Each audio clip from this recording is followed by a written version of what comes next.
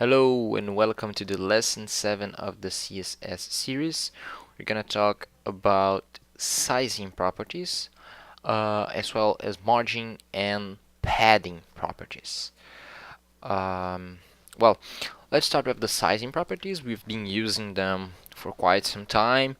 They are really easy to understand. So we have width and we have height. This is exactly what it says. Like width defines the width of our element. So in this case we have a width of 400 pixels. That's this largest box. We can change it to 500. It's like this. We can define in percentage 50%, or we can define in 50 EMs. That is the font size measurement. And this is pretty much width. Let's get back to the 400 pixels. Height is exactly the same, but for the vertical, like the height of the element, there's not much to be said about it. So change it to 200 pixels or 700 just to look at again. Moving on, we have max width, max height, mean width, and mean height.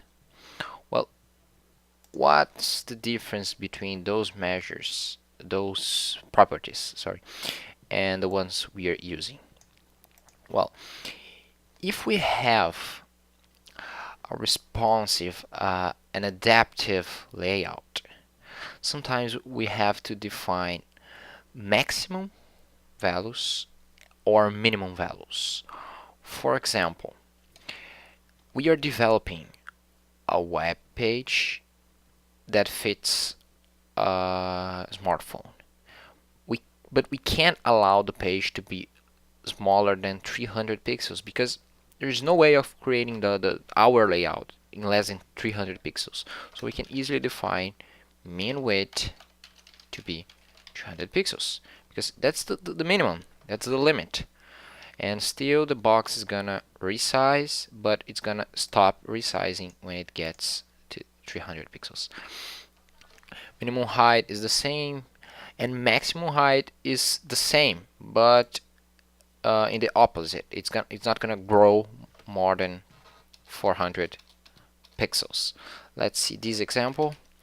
If we change our box to max width 400, it's not gonna change because it's gonna try to get the largest value, and the largest value is 400 pixels. But if we change to main width, we're gonna get the entire screen because we are not specifying a maximum value. It can grow as much as it like, but it can be smaller than 400 pixels. That's the main difference between those sizing properties. Now moving on, I want to talk about margin and padding. Those two properties are used a lot, and we already use them, but I'm gonna explain to you how do they really work. So let's remove this first margin, and we can see it's gonna stay where it is now. Let's start with margin.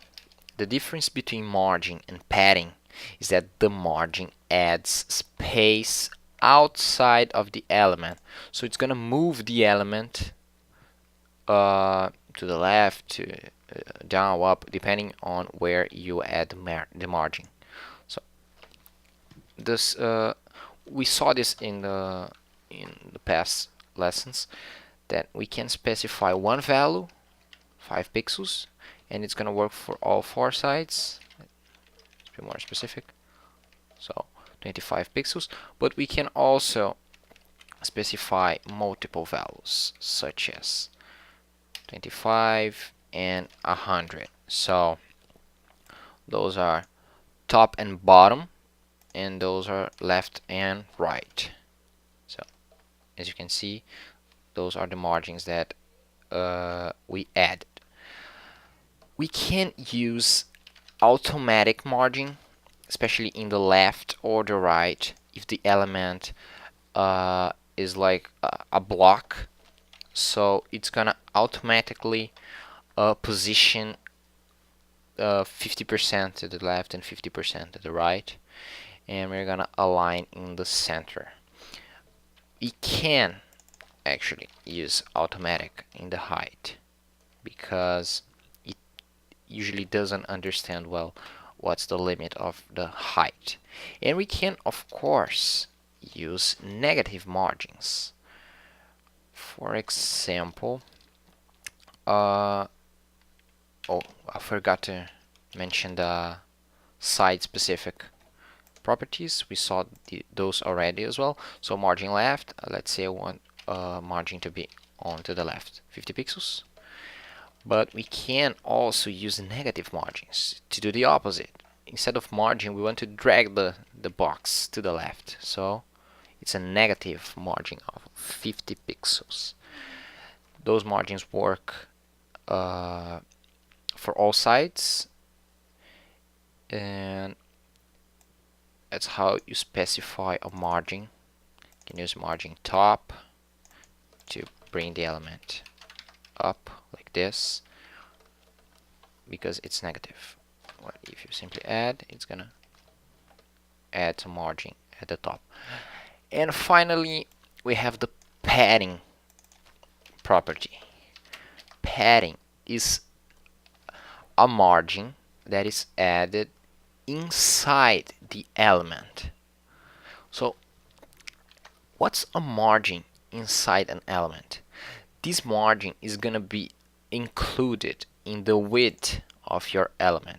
So if we have 400 pixels of width and a padding value of 50 pixels, our element is now 500 pixels wide. You can actually see this. See, the div box is 510 pixels. Probably those 10 pixels are because of the border. Yeah, the border is 5 pixels. But we can see that it grew 100 pixels because of the margin. And you can see like this that the green area is the padding, the blue area is the width, and of course around we have the borders. And that's how the padding works. Instead of adding margin outside the element, we add it inside the element. We can use both margin and padding within the same element, within the same property, and this is what happens. As you can see, we have in some kind of red, orange, the margins, and we have the padding, the width, and the border well specified. I hope you guys understood this. The main importance of this explanation is so that you understand what's the difference between padding and margin. So margin is outside of the element, does not affect the width. Padding is an inner margin inside the element, and it does affect the width. So think carefully which one do you want when you add some spacing. Thank you very much for watching. I hope you enjoyed this class, and I'll see you in the next one. Bye.